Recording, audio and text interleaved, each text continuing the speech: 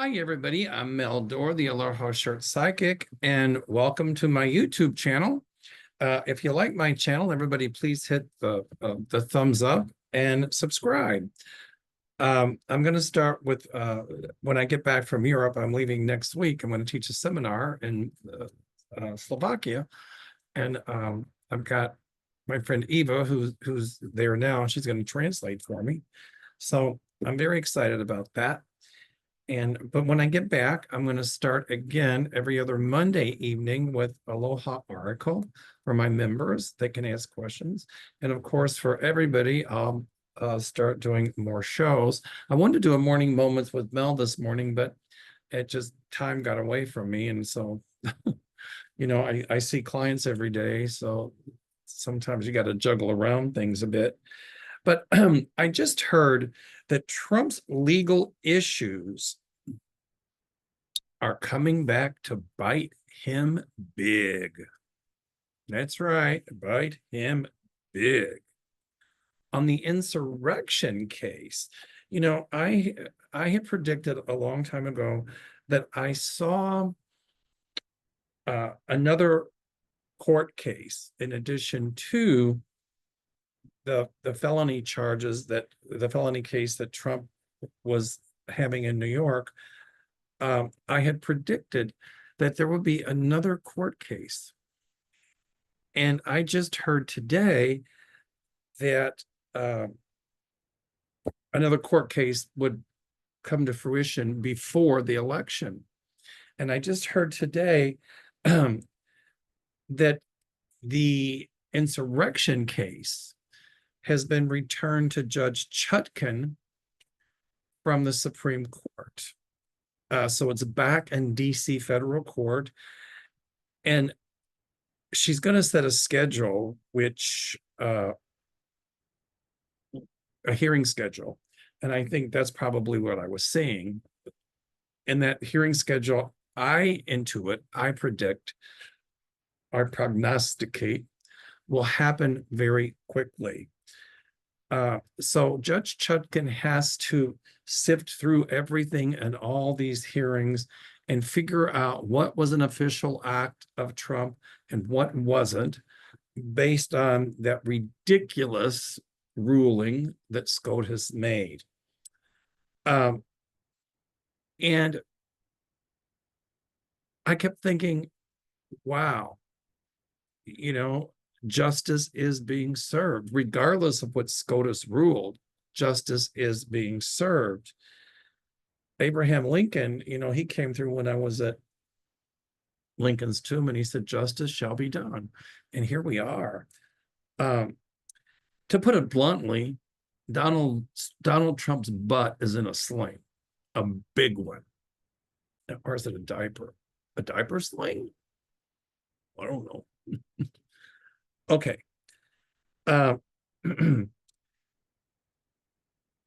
I also predict or prognosticate, I like that word, prognosticate, that Trump is going to start blasting Judge Chutkan publicly and make comments about her family and her clerks. And she's going to issue a gag order. And she's going to be more strict about it and more no nonsense about it than Judge Marchand. She's not going to put up with any shenanigans from him whatsoever. And in sifting through everything that, was presidential and that wasn't, there's going to be a lot more scandalous things coming out about Trump. As my friend Beverly Kirby says, buckle up your seatbelts. It's going to be a wild ride. Donald Trump has started his downward spiral. Now, it might look as if, he'll come up and gain some points here and there, and looks like he might win a few more battles. But as I keep saying, he will not win the war. He's on a downward spiral. And this is really, all of this coming as his undoing, plus his comments, that's all coming back to haunt him.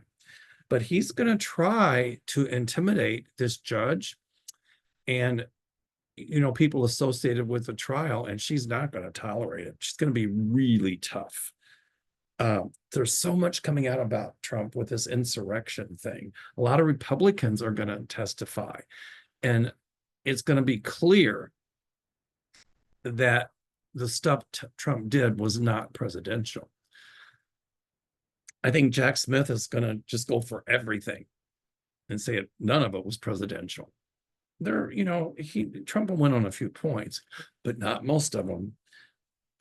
So I had predicted a trial before the election, and I really think it's this evidentiary hearing trial to see what is evidence and what isn't. Now, we all know that Trump and his team will appeal whatever Judge Chutkan does. And I watched Glenn Kirshner a little bit, and you know what Trump is going to try to do is appeal every little decision piecemeal, just to keep stalling this case. But Judge Chutkan is going to rule, no, you cannot do that. And the appeals court, if it goes to them, will say, no, Donald, you cannot appeal everything piecemeal. So what's going to happen, in my psychic opinion, is that she's going to hear all of the evidence. She's going to hear everything, and then make a ruling on it. Trump will appeal it. It'll go up to the appellate court, but they will overturn Trump's appeals. Both on procedure and the things he's being charged with. Now, the next step is he'll go through all of that, and then he will take it to SCOTUS. But the piecemeal appeals won't work. It's going to blow up. He'll take it to SCOTUS. And if he does, I think on a few issues, SCOTUS would rule in favor of Trump. But hopefully that the evidentiary trial will take place before the election, but the criminal part won't take place until after the election. And Trump is going to be found guilty on many, many counts in this case. This is my prediction for entertainment purposes only. And he'll try jury tampering. That'll come out as well. I mean, it just, the layer of criminality just builds up and up. It's like an onion. It's like, you know, it's funny. After Ruth Bader Ginsburg passed away, she showed me another vision of this onion field. And all these onions were being picked, and then they started to rot, which would seem like Trump's case is going away. But then they were just peeling off layers of these onions, and underneath the onions weren't rotted. And there was some good onion left, if you will. And I think what she was trying to say is there's so much that he did, and it looks like he was going to score a few wins, but at the end of the day, there's some onions there that ain't rotted, and they, you know, and Trump will lose on those cases. So my feeling is that it'll go to trial, the criminality part, after the election. And at some point, I see Kamala adding new justices, because the Democrats, in my opinion, are going to take back over the House and the Senate, all branches of government. And I see some new justices added. Yay. And if they hear the case, they're going to be like, nope, there's no such thing as complete presidential immunity. Or upholding the decision of the lower court. That's how I see it playing out. I might have a few of the procedural issues off a little bit. But I want to tell you something. Cannon is not going to put up with any nonsense. More bad news for Donald Trump today. The gag order in the felony case in New York, Trump appealed that. He petitioned to remove the gag order just so he could belittle, I think, in my psychic opinion, people related to the trial. In other words, like the DA, district attorney, the judge's family, the DA's family, the DA's family friends, all of that. Well, Trump lost that appeal. So Trump cannot talk smack about the DA staff, the judge's staff, the judge's family, anything like that until after this trial. And Trump is going to break this gag order as well. And this time I see Merchan calling him in addition to fining him, putting him under confinement or house arrest for X amount of time. Now, Trump is going to say, it's a conspiracy, it's Biden, I'm a presidential candidate, that's why they're doing this. And I don't know if he can appeal, I don't know law well enough to know if Trump could appeal that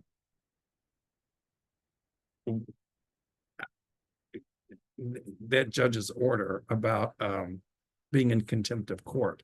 I don't know if you can appeal it with that or not. I don't know. But by the time it got through the appeals court, the contempt order would probably be over. But I do, this Judge Merchan is going to now play hardball. And I'm seeing Donald Trump, there might be a few points when they appeal it that they'll say, okay, that gets thrown out.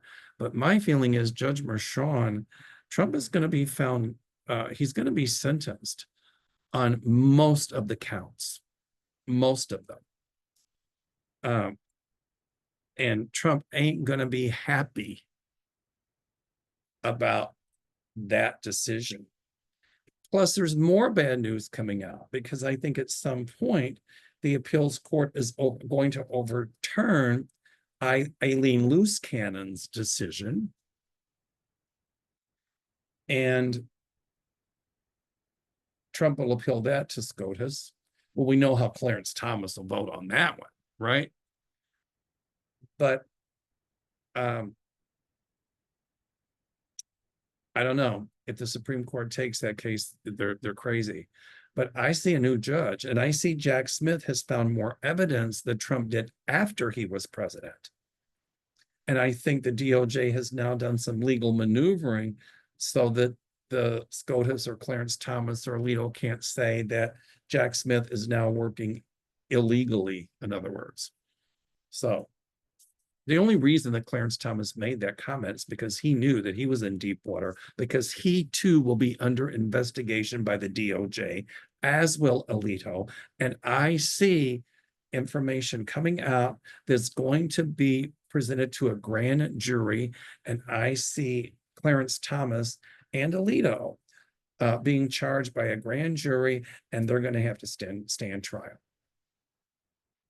And I don't know how that would work if they wanted to appeal their convictions, hint, hint, with the Supreme Court, because I don't know who would recuse whom in that case, I mean, because they all know, the whole court knows Alito and Clarence Thomas. I do think at least 3 of the court appointees would be honest about it. So the Supreme Court, the heads are going to roll on SCOTUS. And once Kamala is elected, I'll say it again, once she is elected, she's going to put new members on the court. She's going to follow through on the Biden plan for SCOTUS. Now, Johnson has said, it'll never get to the House floor. He's right. He won't bring it to the House floor. But mark my words, he is not going to be Speaker of the House much longer. I see him go. And once Hakeem Jeffries is Speaker, he will bring it to the House floor about reforming SCOTUS. And I see laws being codified about term limits for SCOTUS members, about a code of ethics they must follow. And if they don't, they can be tried for not following that code of ethics. And I see integrity coming back to SCOTUS. At least 6 justices on this court will go down in history as the most corrupt justices that ever existed even worse than the ones who wanted slavery.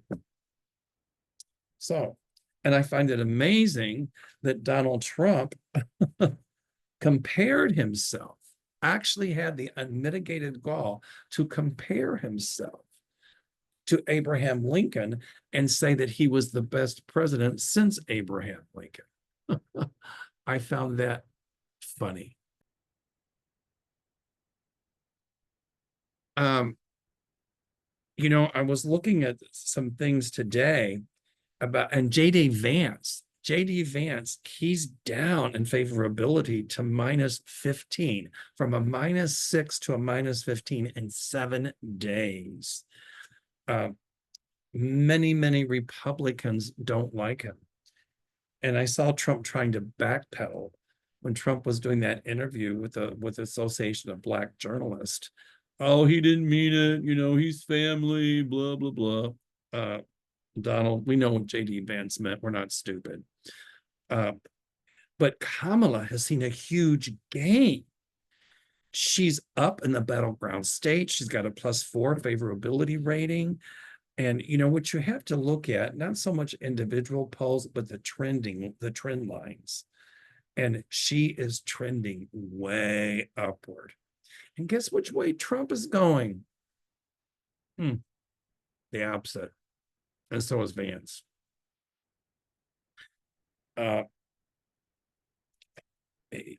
You know, people are just up in arms about his choice. If Trump gets rid of Vance, the next person he picks will be even worse than JD Vance.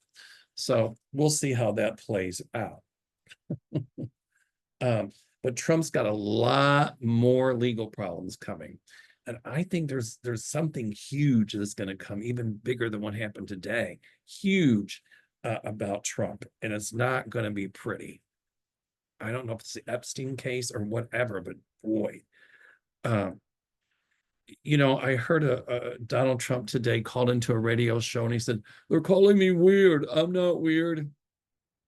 Okay, but you're certainly disjointed. Did you see that interview with the National Association of Black Journalists? And when she asked Trump about DEI, and you know, it was pretty obvious to me that he didn't know what it meant. It was pretty obvious to me he didn't know what it meant at all. And so when he said to her, define that. Could you please define that? Define that. What's your definition? Because he didn't know what it was. And she said, diversity, equity, inclusion. Well, how do you define that?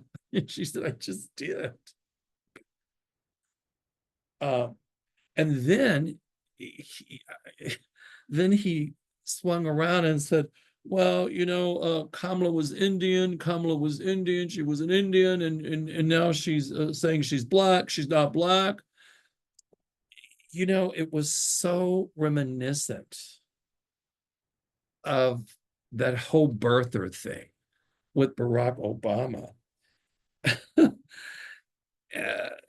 You know, I'm like, whoa. To say she's not black, Donald.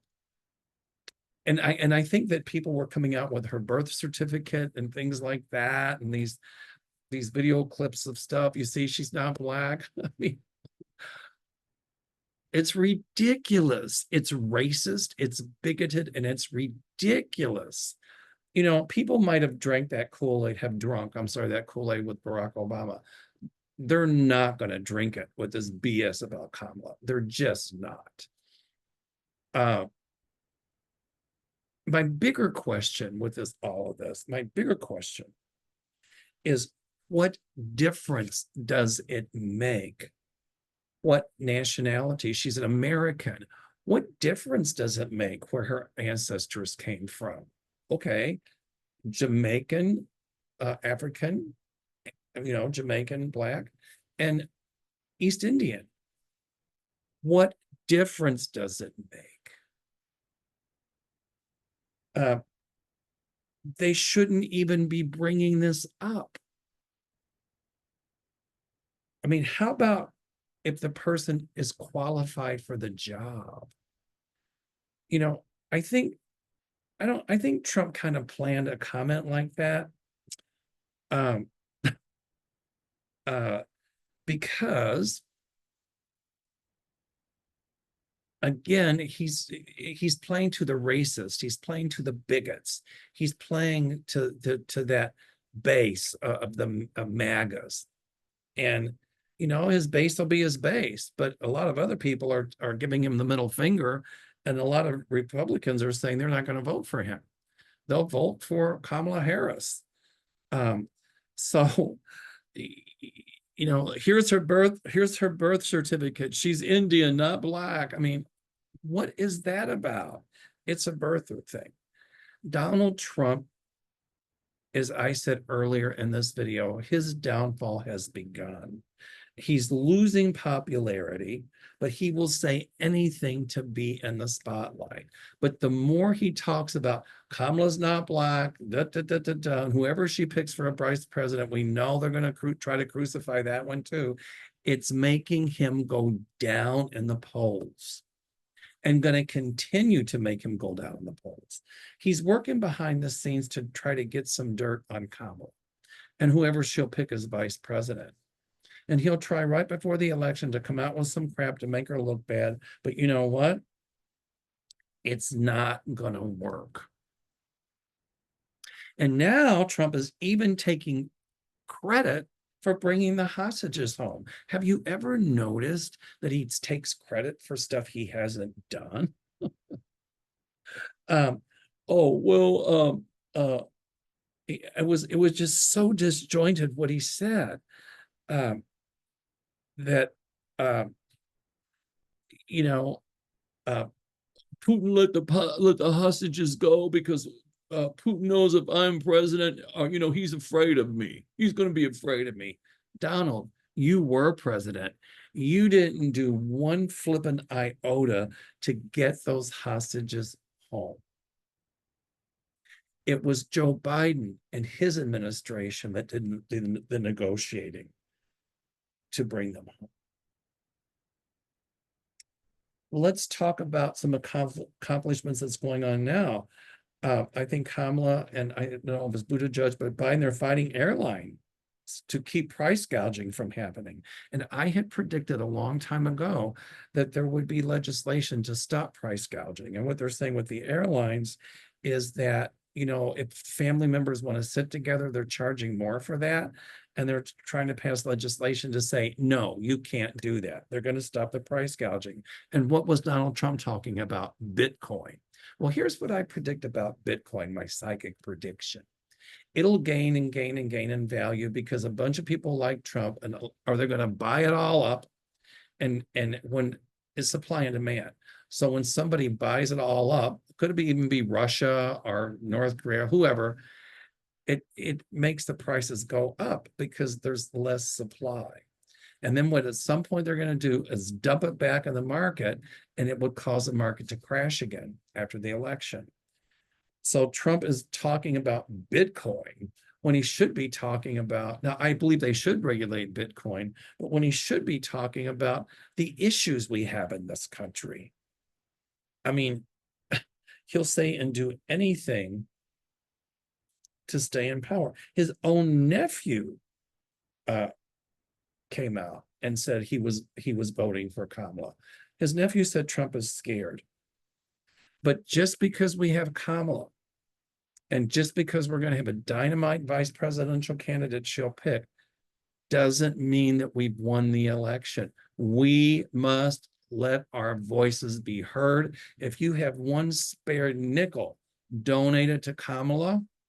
If you have a voice, let it be heard. Because if Trump wins, and well, not easily, but he could win. I don't psychically feel that he will. I don't see that. But if he wins, we can kiss our democracy goodbye. The country is in grave danger. I just wonder if they'll be able to salvage the Republican Party once Trump has gone. I see a whole new redefinition of the Republican Party. And all of a sudden, people aren't going to be afraid to speak up anymore. But my question is, why were they afraid to speak up when Trump was getting all of this attention? Where was their chutzpah? Where was their courage? I don't want cowards running the country. I want people who will speak up about the facts. Here's the facts, and here's what we're going to do about them. That's what I want. And that is what we will have. Not somebody who doesn't answer the questions and somebody who vilifies everybody else and victimizes everybody else and is a bully. We won't have that for a president. That's a banana republic dictator. This country won't have it. And I see legislation being passed to stop future rogue presidents that might have tried to pull some of this BS that Trump has gotten away with. But my guides assure me that he will have to face justice. My guides assure me, as Abraham Lincoln did, assure me that our democracy will prevail, our union will stand, and justice shall be done. I talked to Linda Grindle this morning, and Linda said, I feel like Kamala's going to win by a landslide. I said, Linda, in the beginning, I was a little nervous about it, but you know what? I really think you're right. She's going to win by a landslide. She's surging in donations. She's surging in the polls, and Trump is in deep trouble. So, and on many fronts, on many fronts. Just as he's destroyed the Republican Party, that's what he would do. That's what he would do to our country, destroy it if he's elected president. I'm interested in your comments below. Do you all think that after Trump that the Republican Party is salvageable? I'm not a Republican, but I'd just be curious to see what you have to say about that. But please keep the comments positive and okay. But when he said he's the greatest president since Lincoln, I'm like, ooh, wow. And keep an eye on Pete Buttigieg, because even if he's not chosen as vice president, he's still going to continue with fact. And he's going to fact check everything. And he's going to be a formidable foe against J.D. Vance and against Donald Trump. So, okay. I want to end up when Donald Trump said, I took a bullet for democracy. Okay, I got to show you this. I've shown you this before, everybody. That's my BS bell. He took a bullet for democracy? I don't think so. He got a piece of shrapnel in his ear. I just wonder how big of a piece it was. Couldn't have been very big. It must have been tiny, like some other part of his anatomy, his brain. Gotcha on that one, didn't I? Okay.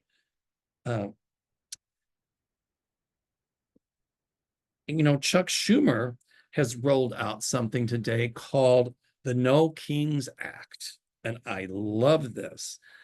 I don't know if it'll pass yet, but at some point after the election, it will. I predict it will. And I remember predicting that there will be legislation passed to keep presidents from claiming immunity from criminal acts they commit while they're president. And that's what this bill, this No Kings Act, is addressing. It might not pass this time, but ultimately it will. And basically what it says is presidents do not have complete immunity. And no president is above the law. And immunity doesn't apply to a president breaking the law while he or she is president.